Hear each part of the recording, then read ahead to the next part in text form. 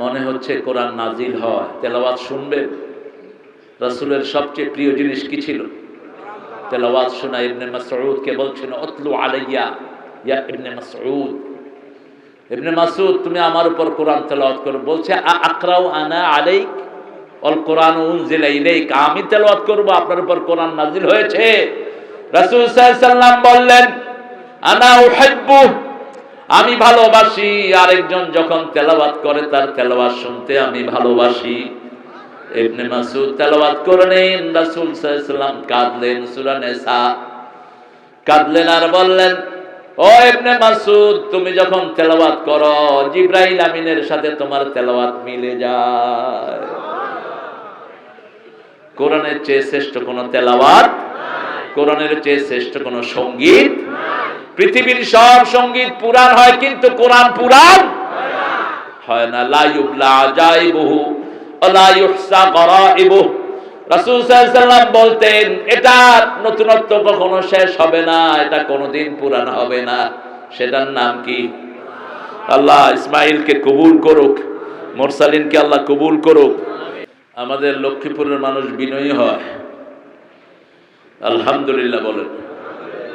লক্ষ্মীপুরের নাম আব্বা চেঞ্জ করতে চেয়েছিলেন, পরের সপ্তাহে নামটা চেঞ্জ হতো, এরশাদের কারণে হয়নি। এরশাদ বন্দুকের নলে সাত্তার সাহেবরা নামাই দিচ্ছে। প্রেসিডেন্ট সাত্তার সাহেব এসে ঘোষণা দিবেন এটার নাম আজিমাবাদ, আর লক্ষ্মী মক্ষী ডাকতে হইতো না আমাদের। রাম লক্ষ্মী এরা দেশটাকে শেষ করেছে, ঠিক কিনা?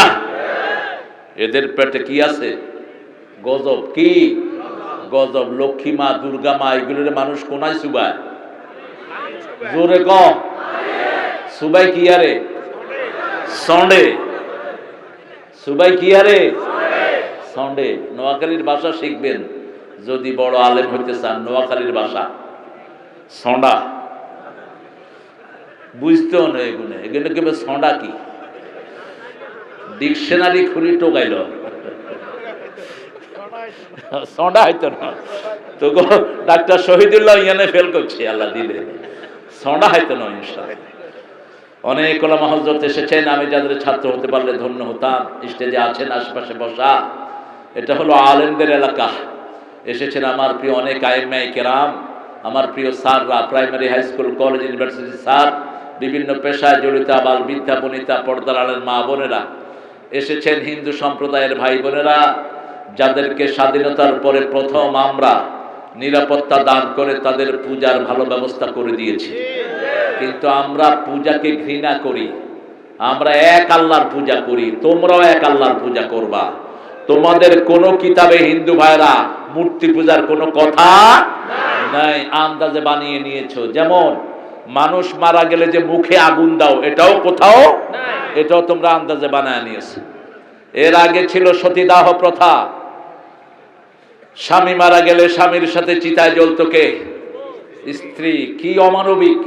লর্ড ক্লাইভ এই নিয়মটাকে উঠিয়ে দিলেন, তিনি এটাকে রহিত করে দিলেন। এখনো যেন কোন সিংহ শার্দুল তোমাদের এই মরার পরে লাশ পোড়ানোটা বন্ধ করে দেয়। আজকের বিজ্ঞান বলছে লাশ পোড়ানোর মতো জঘন্য পরিবেশ দূষণ আর কিছুই হতে পারে না। মানুষের লাশ যখন কোথাও পোড়া হয় সারা এলাকাতে রোগ ছড়িয়ে পড়ে। আল্লাহ আমাদেরকে হেফাজত করুক। আমরা ইনশাআল্লাহ আজকে কোরআন থেকে কথা শুনবো। যে ছেলেগুলো যুব সমাজ এটার আয়োজন করেছে, আল্লাহ সবাইকে মাফ করে দিক। আল্লাহ আমাদের সবাইকে হেদায়েত দান করুন। ছোট্ট ছোট্ট শিশুরা এখানে বসে আছে, মুআজ এবং মুআজের উত্তরসূরিরা, 11 বছর 13 বছর, যে ছেলেরা আমাদের বিজয় এনেছে, ঠিক না ঠিক? বদরের ময়দানে এই দুই ভাই আবু জেহেলকে ধরাশায়ী করেছে। একটার বয়স 11, আরেকটার বয়স কত? 13। মুআজ আর মুআওয়াজ। আব্দুর রহমান ইবনে আউফ বলছেন, I was marking around, who was beside me, আমি যুদ্ধের ময়দানে, বদরের ময়দানে দেখছিলাম আমার আশেপাশে কে। আমি দেখলাম দুইটা কিশোর, একটারও দাড়ি উঠে নেই। আমি চিন্তা করলাম এই কিশোর দিয়ে আমি কি করব? একটা শক্তি সামর্থ্যওয়ালা যুবক যদি আমার পাশে থাকতো কতই না ভালো হতো। হঠাৎ করে ছোট একটা শিশু বলে, আম্মি আরানা আবু জাহাল। আরো বড় আসেনি, একবার ডগি লয়েছ। কইছত কা?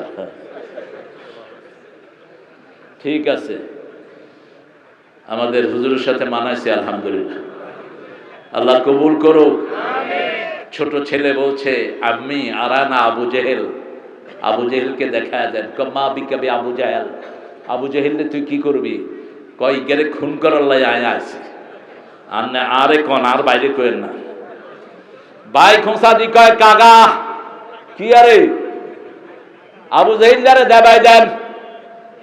তুই আবার কিরবি? কহি কেন আই খুন করি আমার বাইরে কইেন না। তিনি বললেন, আমি দেখিয়ে দিলাম ওই যে ঘোড়ার উপরে যুদ্ধ করছে তার নাম আবু জেহেল।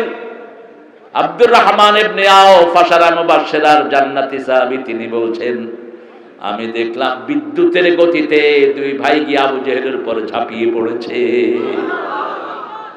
পিটাইতে পিটাইতে আবু জেহেলকে ঘোড়া থেকে নামিয়ে দিয়েছে। আবু জেহেল ধরাশায়ী হয়ে পড়েছে বদরের ময়দান। পরবর্তী পর্যায়ে আরেকজন সাহাবী এসে তাকে জবাই করে জাহান্নামে পাঠিয়ে দিয়েছে। আজ যদি আমার ইসলামের বিরুদ্ধে কোনো বাধা আসে, আমরাও অস্ত্র হাতে নেব। ঠিক না ঠিক? তলোয়ারের ছায়ার নিচে জান্নাত কার কথা? আল্লাহ বলছেন, নবী বলে দাও, আল জান্নাতু তাহতা জিলালি সুয়ুফ। তলোয়ারের ছায়ার নিচে জান্নাত। আল্লামা ইকবাল এই হাদিসের ব্যাখ্যা দিচ্ছেন, তেগু কি সায়ে মে হাম পলকর জাওয়া হুয়ে,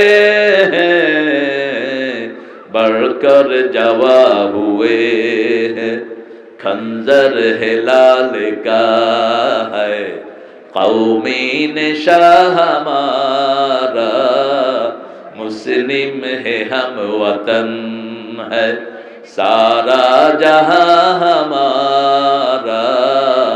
তলোয়ারের ছায়ার নিচে আমরা বড় হয়েছি, আমাদেরকে ভয় দেখিয়ে কোনো লাভ।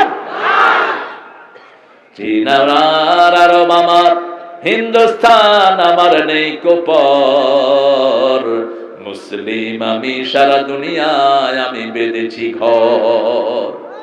আমাদের জন্যই দুনিয়া বানিয়েছেন কে? এই দুনিয়া শাসন করেছে মুসলমান, ঠিক না ঠিক? আবার শাসন করবে কারা? আসছে মেহেদির দল। দুনিয়াতে কোনো দল থাকবে না, একটা দল থাকবে, লা ইলাহা ইল্লাল্লাহ, লা ইলাহা ইল্লাল্লাহ, লা ইলাহা ইল্লাল্লাহ মুহাম্মাদুর রাসূলুল্লাহ সাল্লাল্লাহু। এখন বলেন, কোরআনের সূরা কয়টা? সূরা অর্থ কি? কিরে ঠাডা উঠছে নি তো? সেলিম ভাই, আমার খালাতো ভাই, আমাকে কোলে নিয়েছেন ছোটবেলায়। অনেক বড় একজন মসজিদের খাদেম ছিলেন মদিনাতে। সেলিম ভাইয়ের হায়াত কালা দারাজ করুক। আমার সব খালারা অসম্ভব নেককার ছিল, অসম্ভব নেককার। আমার মেজে খালা, বড় খালা, এই সব আশেপাশে, কিন্তু আল্লাহ সব খালাদেরকে জান্নাতুল ফেরদাউস দান করেন। আমিনটা আসতে গেছে। এখন যে কি কৃপদ, আমিন বললে আগে আপনার খালার জন্য কবুল হবে। সমদ আলী, আগে আপনার জন্য কবুল হবে। এবার বলেন আমিন। স্বার্থ আছে যেখানে। মনে রাখবেন, আরেকজন জন্য দোয়া করলে আগে কার জন্য? নিজের জন্য কবুল করেন কে? এই জন্য জানাজাতে দাঁড়িয়েও আমরা প্রথম লাশের জন্য দোয়া করি না, আল্লাহুম্মা গফির লি লি লি, আমাকে, হাইয়িনা ওয়া মাইয়িতিনা ওয়া শাহিদিনা ওয়া গায়বিনা। ইসলামের মতো এত জেনারেসিটি কোন ধর্মে নাই। সব ধর্ম আত্মকেন্দ্রিক, ইসলাম হলো বিশ্বকেন্দ্রিক। কি কেন্দ্রিক? বিশ্বকেন্দ্রিক। ইসলাম যখন দোয়া করে সবার জন্য করে। যেমন নবীদের সবচেয়ে প্রিয় দোয়া যেটা সবার জন্য, রব্বানা আতিনা ফিদ দুনিয়া হাসানাতাও ওয়া ফিল আখিরাতি হাসানাতাও ওয়া কিনা আযাবান নার।